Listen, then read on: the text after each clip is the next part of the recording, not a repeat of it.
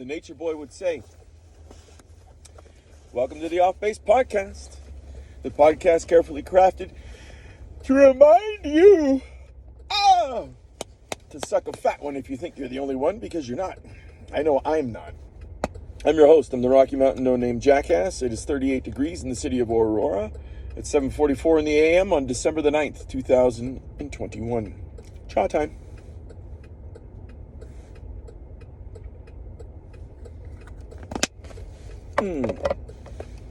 Very interesting.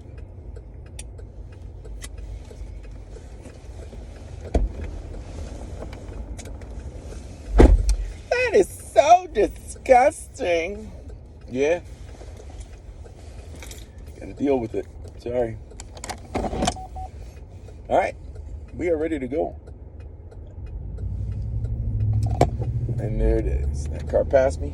Turning the hazards off. Off we go. So yeah, I think I've resolved myself not to do 2 of these per day. Even though it's fun for me to be able to talk to no one.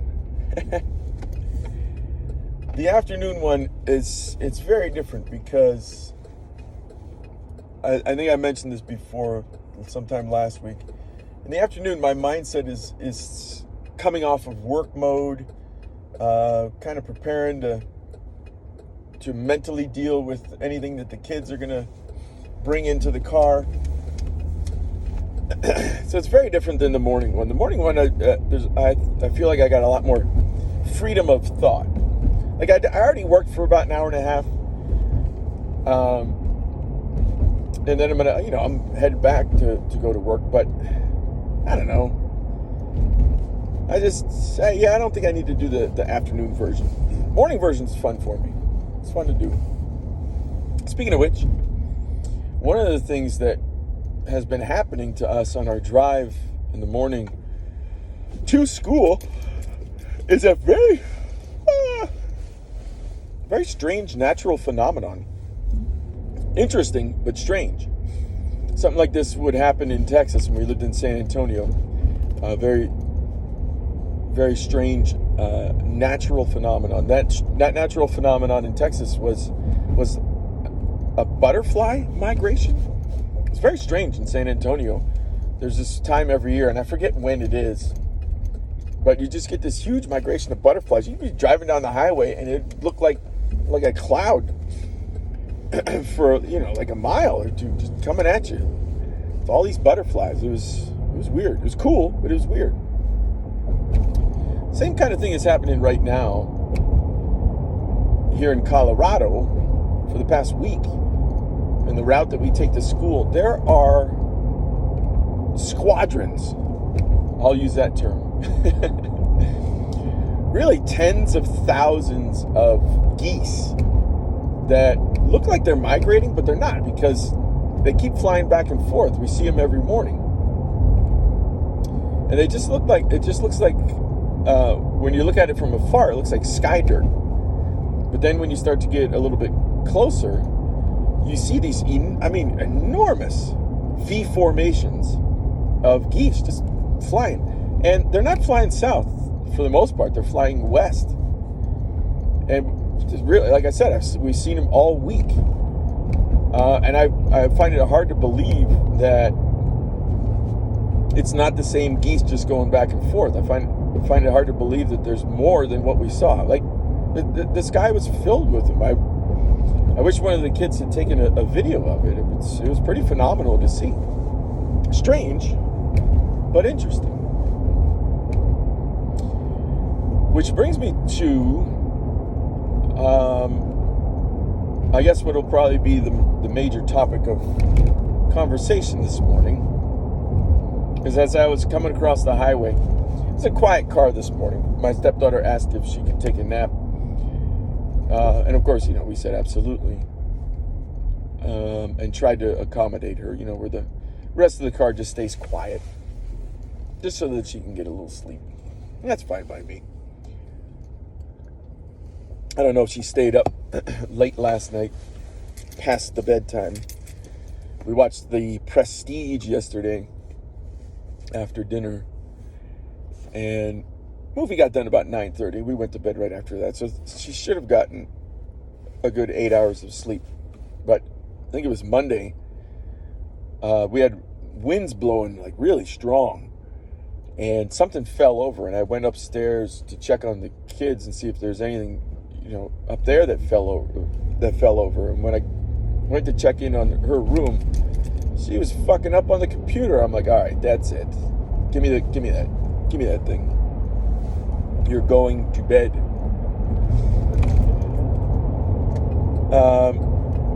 So let's hit to what I was thinking about on the highway, thinking about what to talk about. Because I haven't talked about this stuff in a while.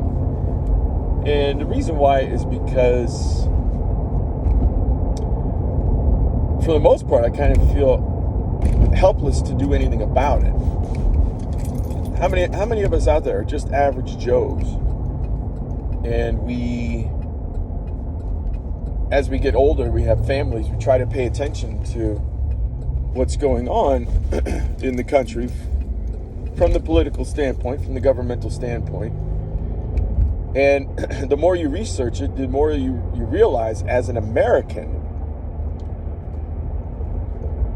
what it means to be an American is that there are a ton of our freedoms, like it or not, open your eyes to it or not, there are a ton of our freedoms that are continuing to be scraped away. It's sad, it's unfortunate, and then the sad, what makes it even more sad is the fact of feeling helpless to do anything about it, because for the most part, and I'll give you a good example. And by the way, if you've never listened to Peter Schiff, Google him. He does a podcast, probably 2 or 3 per week. His father, by the name of Irwin Schiff, went to jail for tax evasion. Not evasion, just failing to pay his taxes. Because he deemed it to be unconstitutional, and his argument is extremely strong. Particularly the level of taxes that we now pay. One could argue that it's an egregious level of taxation. So if you want to dive deeper into it, listen to Peter Schiff. I've listened to a bunch of different people over the years and never really paid attention to it until I had a family and started to realize, hey, wait a minute. The fuck are we paying all this money in taxes for? Ultimately, when you go to think about it, taxation, all it is legalized theft. You go out, you earn your living, and then somebody else comes along and says, hey, give us 20% of that, give us 30% of that. And you're like, well, why? And they say, because we got the guns, and if you don't, you're going to jail. They rob us. Now, do not misunderstand me. There are certain services. My wife works for the government. There are certain services that I think are essential. And they are outlined and enumerated in the Constitution. But those services should align with the Constitution, which is what the intention of government is, or the purpose of government. The purpose of government is not to give us free stuff. That is not the purpose of government, particularly our government. The purpose of government is to protect and to secure our rights, which is why it's important to have, the armed forces. They are protecting and they are securing our rights. Of course, there are other services that the government provides that are essential, like fire departments, police departments.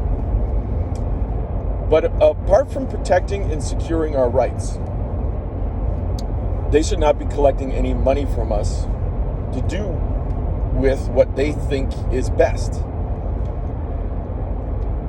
And I have firm resolve on this because I think I've been pretty well educated in taxation.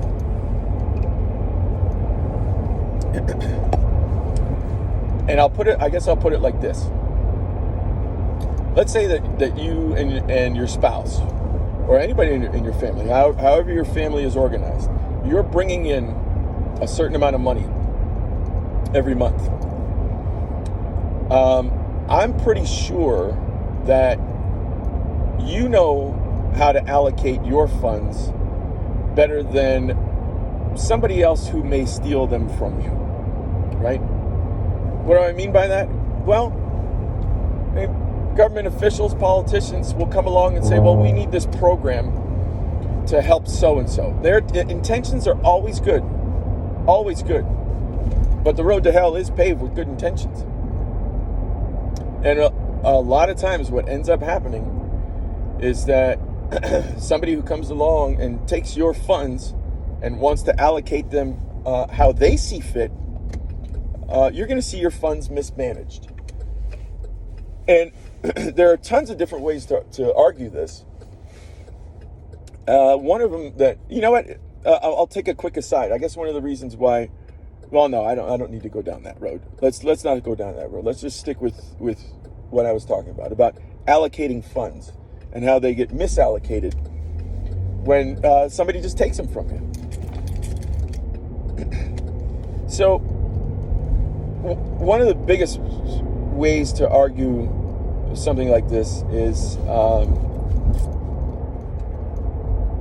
the profit incentive. Okay, if you have an incentive in your job to make more money by working harder, you're going to do that.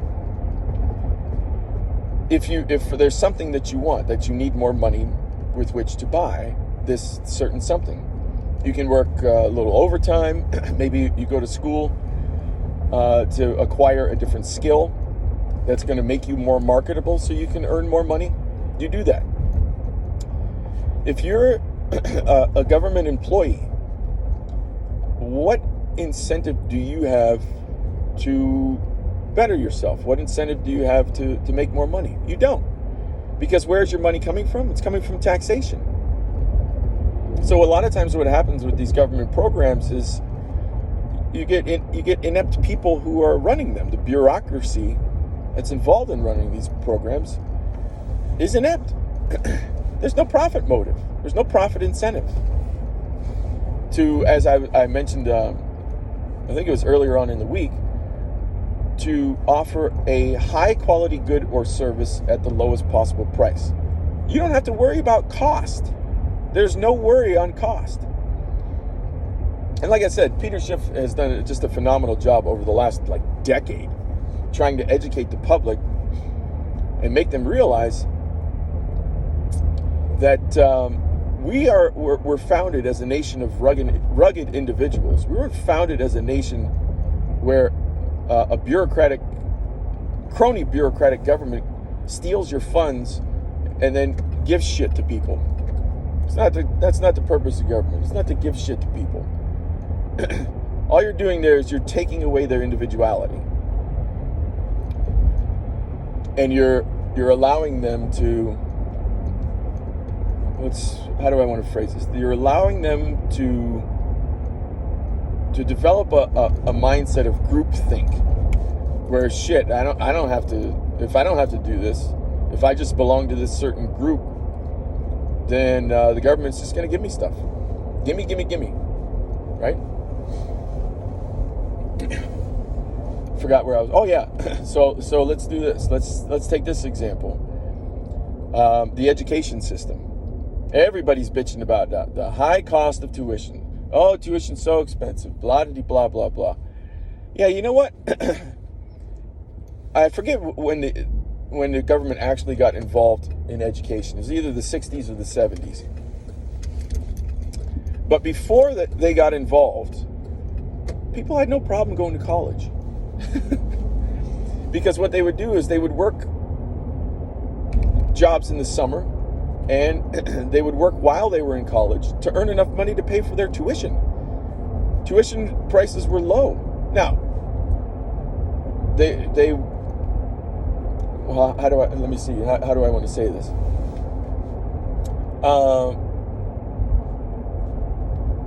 let's just say this: when the government did get involved in the education process by guaranteeing student loans, because let's face it, if you're giving a loan out to somebody to go to school, they are a student, a young kid, is by far one of the worst credit risks if you're a bank. Banks aren't in the business of making student loans anymore because students are such a poor credit risk. They don't have income, right? They can't pay the loan back. And even if you give them that grace period of 4 years to pay the loan back, wait till you get a job, who's to say they're going to get a job? The way in which a lot of colleges are structured today is that kids just go to the party. And the fucking classes that they're taking, they're not acquiring any skills that allow them to be marketable once they hit the workforce. Give me a fucking break. So why would a bank loan money to a kid to go to college if the possibility of getting paid back is so low? They're not going to do it. So then the government steps in and says, yeah, you know what, we'll loan them the money, and it's guaranteed. So, hey, colleges, this money will never be defaulted on. These loans will never be defaulted on. Think about this, man. If you are a fucking college and somebody comes along and says, hey, we're going to give you this money for these kids to go to school, and you never have to worry about these funds not being paid back. Well, what are you going to do as a college? You're going to jack up tuition prices because the money is guaranteed. It's fucking ridiculous. Now, some of these schools, do you think they care whether or not they're putting forth the best possible product at the lowest possible price? No, they're putting it out at the highest price. And I can tell you that the quality is going down because I was in the educational system for 5 years as a teacher, but also before that. So that's one area where governmental involvement has caused prices to go up and quality to go down. Let me go back to taxes real quick. I'm going to get scanned, though, and then I'll finish things off with taxes. And I never heard it put more simply than how I'm going to put it after I get scanned. Hang on. Morning, brother. Have a good day. Thank you. Jesus Christ, the dude that scanned me, that's the kind of guy that I want defending my country. This dude, he was tall, he was jacked, and he had a fucking rifle displayed right across his chest. I'm like, yeah, that I want that guy defending me. That guy looked awesome. All right, let me finish off with this. Going back to income taxes. When the income tax first came into being, I think it was put out there to help pay for World War I. I think to help pay for World War I. Because I think it was in the 19-teens when it came out. And at the time, they were only supposed to tax the rich. Well, and also, it was 7%, if I'm not mistaken. 7% on the rich. They were going to pay for the war. Well, guess what? Over time, without anybody challenging it, it just kept trickling down more and more to the middle class, and the percentage of your income continued to increase in terms of the amount that you were taxed. And it really doesn't make any sense at all. It really doesn't. Because if your tax rate continues to go up and up and up and up and up and up and up, as a citizen, are you really going out there trying to maximize your income? Or are you really trying to minimize maximize your deductions on your taxes? You're really trying to maximize your deductions so that they don't take as much money from you. Because the more money that you make, the more they'll take. It's a perverse mindset. Not to mention, oh my God, now I'm like feeling like I'm going down the rabbit hole on this one, but I got to wrap it up. I got the Rocky Mountains in the background and Denver in the foreground. But I mean, I don't know, man. I'm trying to find a way to summarize all this. Basically, just that we've got to teach our kids to rely on themselves. We've got to continue to develop them as strong Americans. So I guess with that is where I'll end it. It's probably incoherent and a stupid way to do it. I don't know if I made any sense, but I guess it was just something that was on my mind the past couple of days. Just how we got to go back. Yes, we'll take all the information that we've learned along the way and apply it. I'm not saying that we need to go back to horse and buggy days. That's not what I'm saying. I'm talking about the mindset of being a rugged individual. Yeah, I'll just stop it there. I'll smell you guys tomorrow.